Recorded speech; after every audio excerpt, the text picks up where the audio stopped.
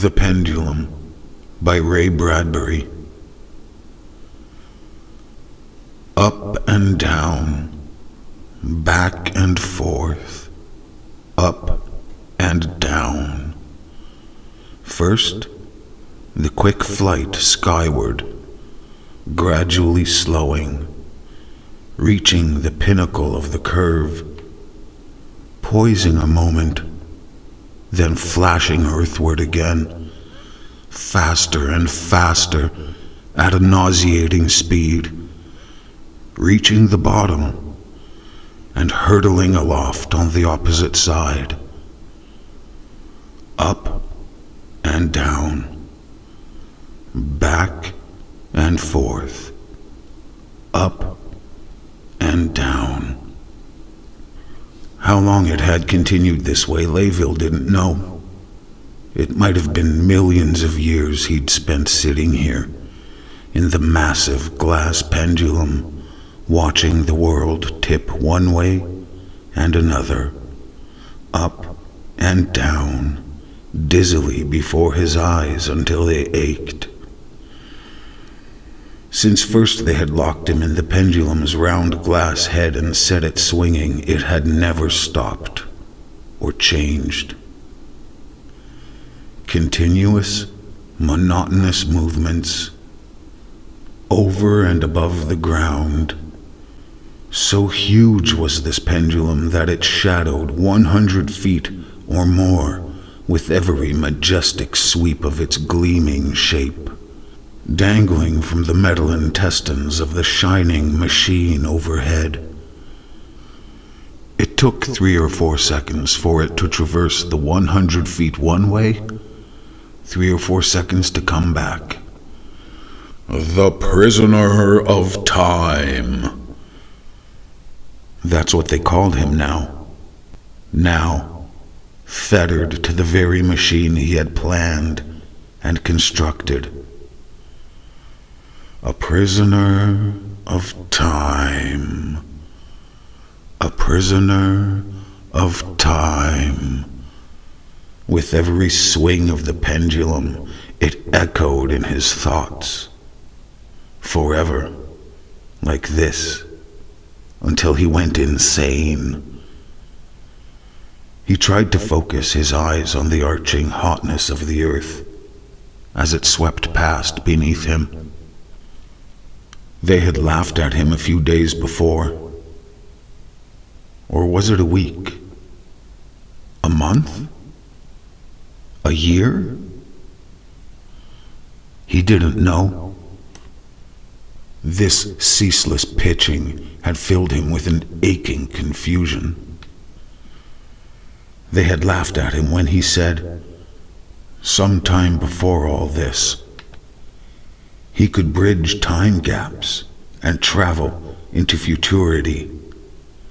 He had designed a huge machine to warp space, invited 30 of the world's most gifted scientists to help him finish his colossal attempt to scratch the future wall of time. The hour of the accident spun back to him now through misted memory. The display of the time machine to the public. The exact moment when he stood on the platform with the 30 scientists and pulled the main switch.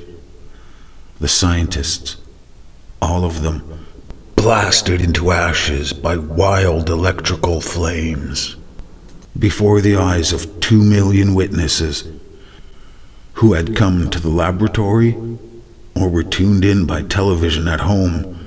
He had slain the world's greatest scientists. He recalled the moment of shocked horror that followed. Something radically wrong had happened to the machine. He, Layville, the inventor of the machine, had staggered backward, his clothes flaming and eating up about him. No time for explanations. Then he had collapsed in the blackness of pain and numbing defeat. Swept to a hasty trial, Layville faced jeering throngs calling out for his death. "Destroy the time machine," they cried, "and destroy this murderer with it." Murderer. And he had tried to help humanity. This was his reward. One man had leaped onto the tribunal platform at the trial, crying, "No! Don't destroy the machine. I have a better plan. A revenge for this man." His finger pointed at Layville, where the inventor sat, unshaven and haggard, his eyes failure glazed.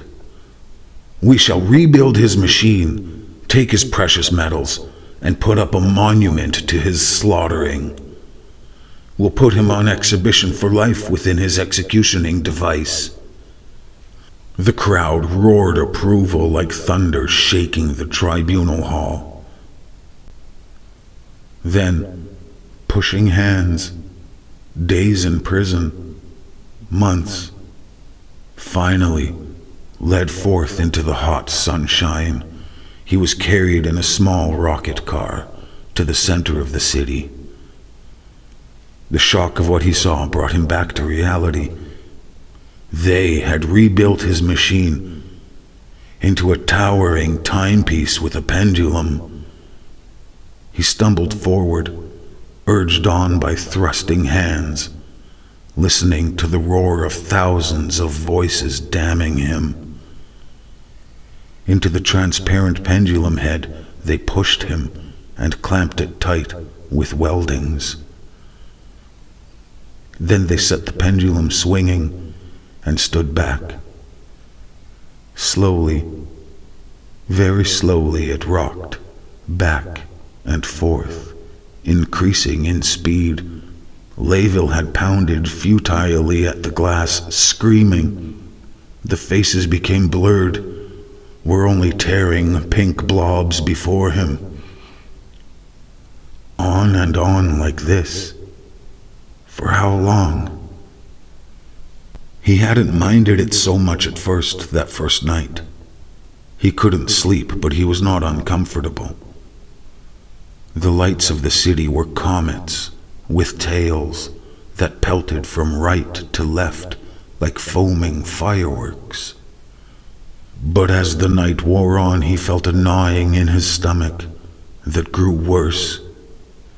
He got very sick and vomited. The next day he couldn't eat anything. They never once stopped the pendulum. Not once. Instead of letting him eat quietly, they slid the food down the stem of the pendulum in a special tube, in little round parcels that plunked at his feet. The first time he attempted eating, he was unsuccessful. It wouldn't stay down.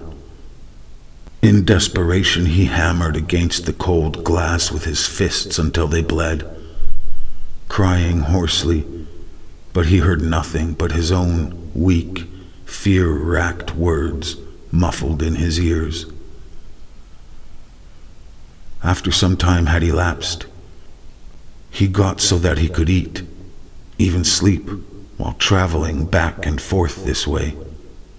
They allowed him small glass loops on the floor and leather thongs with which he tied himself down at night and slept a soundless slumber without sliding. People came to look at him. He accustomed his eyes to the swift flight and followed their curiosity-etched faces. First, close by, in the middle, then far away to the right. Middle again, and to the left. He saw the faces gaping, speaking soundless words, laughing and pointing at the prisoner of time traveling forever nowhere. But after a while the town people vanished, and it was only tourists who came and read the sign that said, "This is the prisoner of time, John Layville, who killed 30 of the world's finest scientists." The school children on the electrical moving sidewalk, stopped to stare in childish awe. The prisoner of time. Often he thought of that title. God, but it was ironic that he should invent a time machine and have it converted into a clock, and that he, in its pendulum, should mete out the years, traveling with time. He couldn't remember how long it had been. The days and nights ran together in his memory. His unshaven cheeks had developed a short beard and then ceased growing. How long a time? How long? Once a day they sent down a tube after he ate and vacuumed up the cell, disposing of any wastes. Once in a while they sent him a book, but that was all. The robots took care of him now. Evidently the humans thought it a waste of time to bother over their prisoner. The robots brought the food, cleaned the pendulum cell, oiled the machinery, worked tirelessly from dawn until the sun crimsoned westward. At this rate, it could keep on for centuries. But one day, as Layville stared at the city and its people in the blur of ascent and descent, he perceived a swarming darkness that extended in the heavens. The city rocket ships that crossed the sky on pillars of scarlet flame darted helplessly, frightenedly for shelter. The people ran like water splashed on tiles, screaming soundlessly. Alien creatures fluttered down, great gelatinous masses of black that sucked out the life of all. They clustered thickly over everything, glistened momentarily upon the pendulum and its body above, over the whirling wheels and roaring bowels of the metal creature once a time machine. An hour later they dwindled over the horizon and never came back. The city was dead. Up and down, Layville went on his journey to nowhere. In his prison, a strange smile etched on his lips. In a week or more, he knew he would be the only man alive on Earth. Elation flamed within him. This was his victory. Where the other men had planned the pendulum as a prison, it had been an asylum against annihilation now. Day after day, the robots still came, worked, unabated by the visitation of the Black Horde. They came every week, brought food, tinkered, checked, oiled, cleaned, up and down, back and forth. The pendulum. 1,000 years must have passed before the sky again showed life over the dead earth. A silvery bullet of space dropped from the clouds, steaming, and hovered over the dead city where now only a few solitary robots performed their tasks. In the gathering dusk, the lights of the metropolis glimmered on.